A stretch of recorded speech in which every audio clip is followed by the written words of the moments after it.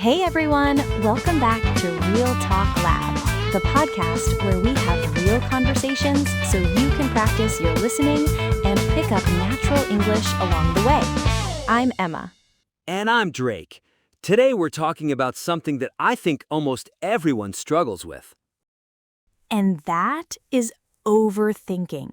Overthinking situations, conversations, decisions, even really small, everyday things that in reality shouldn't take up so much mental space, but somehow they do anyway.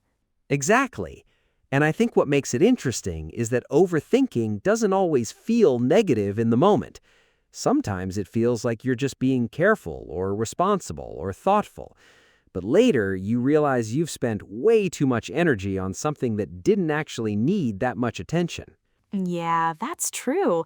And I also feel like modern life almost encourages it in a strange way, because there's always something to analyze, something to compare, something to think about again and again. Even when you're not actively doing anything, your mind is still working in the background.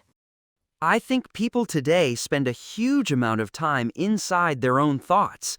And the strange part is that the thoughts are not even always about real problems in front of us.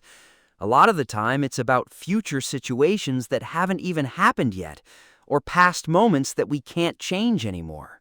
Exactly. So if you're learning English, just relax, listen to the conversation, and enjoy the episode. And maybe you'll realize you're not the only person who overthinks everything. Do you think people overthink more today than before? Honestly, yes.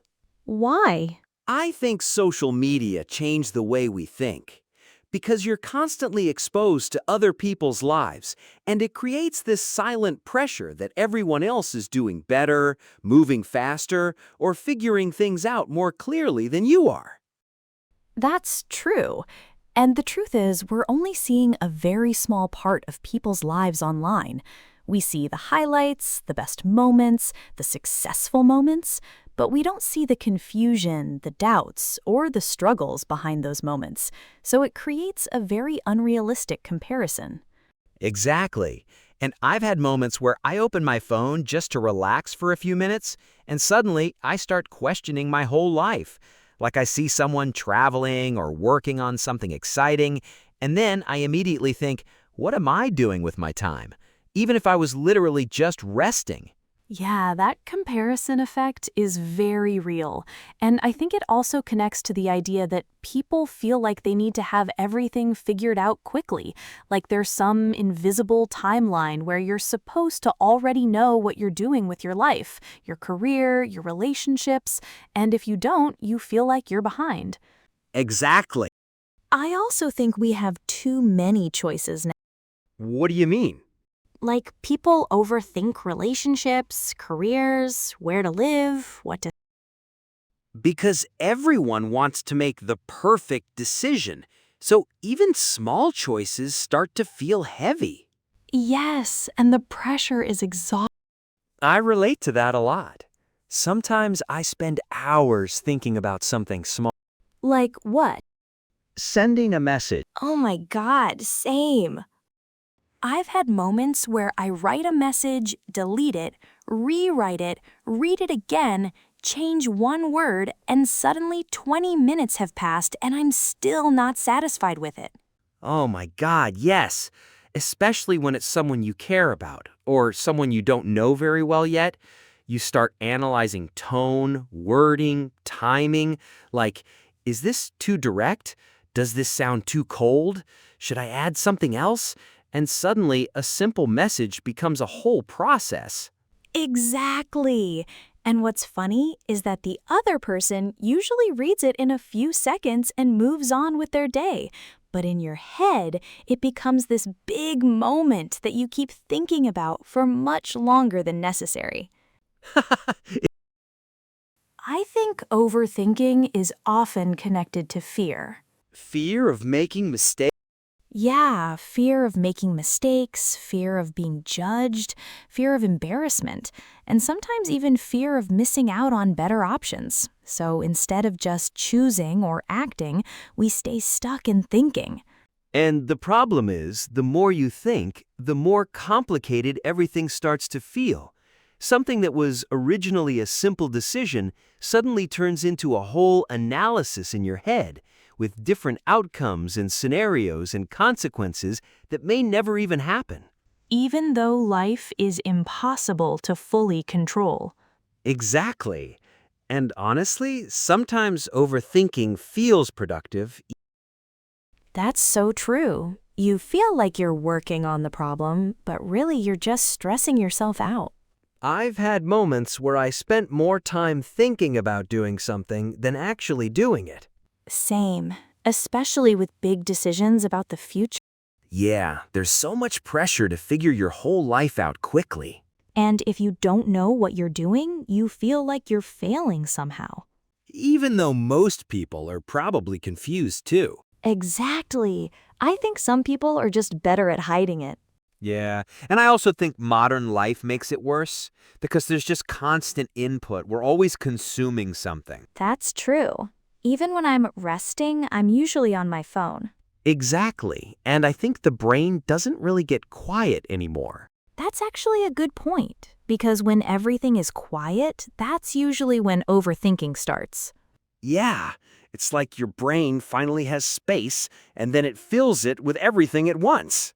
Memories, regrets, future plans. Worst-case scenarios. Yes, always worst-case scenarios. And I think overthinking also creates this illusion of productivity.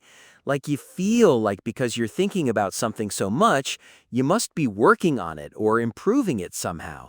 But in reality, you're just staying in the same place mentally. That's a really good way to put it. I've definitely had situations where I felt exhausted after thinking too much about something, even though I didn't actually do anything physical or take any real action. It's like mental fatigue without movement. Yes, exactly. And I think that's why overthinking can be so draining, because you're not just dealing with one thought, you're dealing with many different versions of the same thought, and all of them feel important in the moment. Right. And I think another layer is that people often wait for the perfect moment to act. Like they think, I'll do it when I feel ready, or I'll start when I feel more confident. But that perfect moment rarely comes. Yeah, I think that's something a lot of people can relate to. Waiting until you feel fully prepared or completely certain, especially with big life decisions. But the truth is, that feeling of certainty doesn't really exist most of the time. Do you think there's a way to stop overthinking completely? Honestly, I don't think you can stop it completely, but maybe you can notice it earlier, before it becomes a spiral. That's important, because once you're in it, it's hard to get out. True. For me, it helps when I do something physical, like going for a walk or just changing my environment for a bit. Even small movement makes a difference, because when I stay in the same place too long, my thoughts start looping and getting heavier. But when I get up, leave the room, or just step outside for a few minutes, it's like my mind gets a reset. It doesn't solve everything, but it breaks that cycle of overthinking enough for me to breathe again and see things more clearly. Yeah, same. Even going outside for a few minutes helps me reset more than I expected to. It doesn't even have to be a long walk or anything planned. Just stepping out of the house, feeling fresh air, or changing the space I'm in already makes my thoughts feel less intense. It's like your thoughts get quieter when your body is active. And suddenly, everything feels a bit less dramatic. I also noticed that talking about it helps a lot. Definitely. When you say it out loud, it feels less overwhelming. It becomes smaller. Yeah, inside your head it feels huge, but in conversation it sounds more manageable. I think that's why people like talking to friends about these things. Because you realize you're not alone in it. Yeah, especially if you care about things. But maybe the goal isn't to stop it completely, but to not let it control you. So if you're listening and you overthink a lot, just know you're not the only one. And maybe you don't need perfect answers right now. Sometimes it's really just about taking one small step instead of trying to plan everything perfectly in your head. Exactly. And maybe trusting yourself a little more, even when things don't feel completely clear yet. Yeah, that's probably the most important part. Thank you so much for spending time with us today. We hope this episode gave you something calming or relatable to think about. We'll be back very soon with another Real Talk Lab episode, and we can't wait to see you there. Take care, keep practicing, and remember, real English is learned through real conversations.